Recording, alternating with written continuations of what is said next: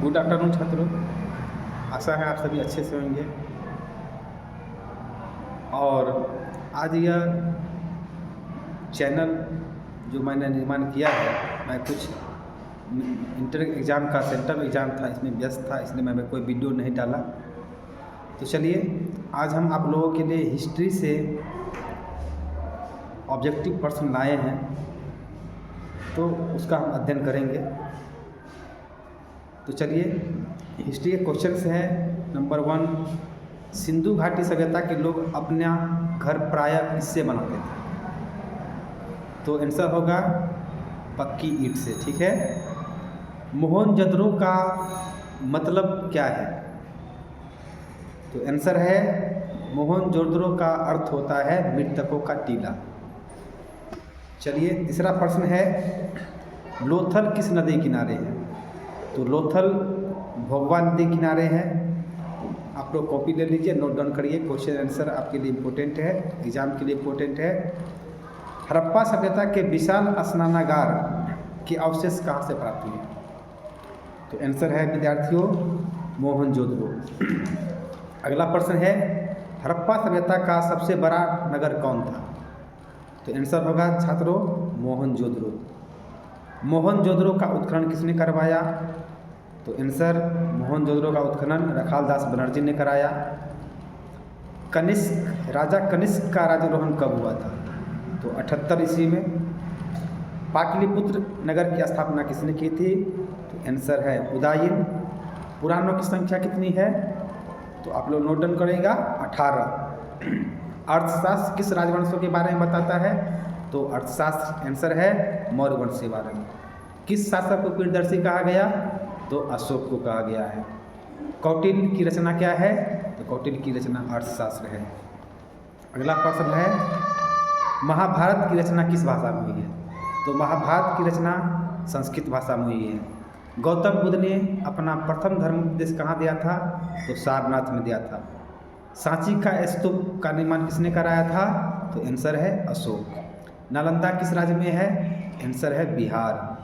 महावीर का जन्म कहाँ हुआ था? तो महावीर स्वामी का जन्म वैशाली में हुआ था। प्रथम बौद्ध संगीति किसके समय हुई? तो प्रथम बौद्ध संगीति अयाशत्रु के समय में हुई। किस देश में बौद्ध धर्म प्रचलित नहीं हुआ? तो ब्रिटेन में। चलिए अगला प्रश्न हम देखेंगे छात्रों, हीनयान और महायान का संबंध किस धर्म से है? आंसर है बौद्ध धर्म।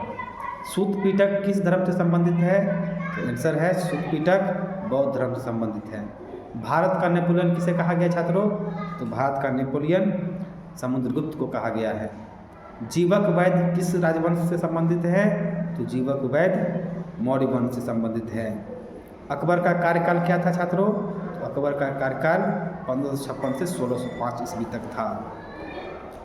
अगला प्रश्न देखेंगे छात्रों, इलाही सिक्का किस धातु से बना था? तो इलाही सिक्का सोने धातु से बना हुआ था। हल्दी घाटी के युद्ध में किसे परास्त होना पड़ा? तो हल्दी घाटी के युद्ध में राणा प्रताप को परास्त होना पड़ा। मेरू निस्सा किसका नाम था? तो मेरू निस्सा नूरजहाँ का नाम था। विजयनगर साम्राज्य में कितने वंशों ने शासन किया? तो विजयनगर साम्राज्य में 4 वंशों ने शासन किया। अगला प्रश्न देखेंगे, भक्ति आंदोलन के प्रमुख संत नामदेव किस राज्य के हैं? तो महाराष्ट्र के। भारत में दिल्ली सल्तनत की स्थापना कब हुई? तो 1206 ईस्वी में।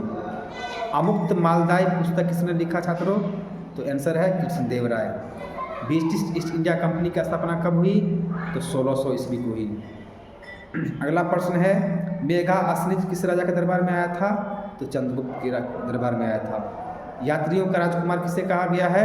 तो यात्रियों का राजकुमार हेनसांग को कहा गया है। अस्थाई बंदोबस्त किसने लागू किया था? तो अस्थाई बंदोबस्त लॉर्ड कॉर्नवालिस ने किया था।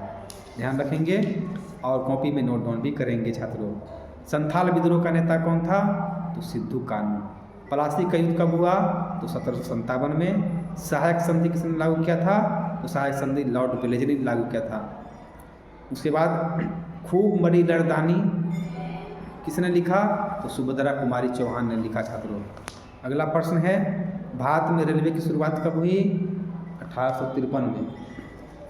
महात्मा गांधी दक्षिण अफ्रीका से भारत कब आए? तो 1915 में। दांडी किस राज्य में है? गुजरात में। गांधी के राजनीतिक गुरु कौन थे? गोपाल कृष्ण गोखले। दिल्ली चलो का नारा किसने दिया? तो दिल्ली चलो का नारा सुभाष चंद्र बोस ने दिया। भारत किस वर्ष गणतंत्र हुआ? तो 26 जनवरी 1950। स्वतंत्र भारत के प्रथम गृह मंत्री कौन थे? सरदार वल्लभ भाई पटेल। स्वतंत्र पूना समझौता किस वर्ष हुआ? तो 1932 को हुआ। राष्ट्रीय कांग्रेस की स्थापना कब हुई? तो 1885 ईस्वी को। तो आप लोग इसी तरह हमारे साथ जीके जीएस की तैयारी करिए। मैं आपसे वादा करता हूँ मैं आगे आपको तैयारी कराने में काफ़ी मदद करूँगा। और हमारे ये नया चैनल है इसलिए आप इसको सब्सक्राइब कर लें, और ताकि हम जो आगे का वीडियो डालेंगे तो वो आपको नोटिफिकेशन के माध्यम से प्राप्त होगा। चलिए, धन्यवाद छात्रों।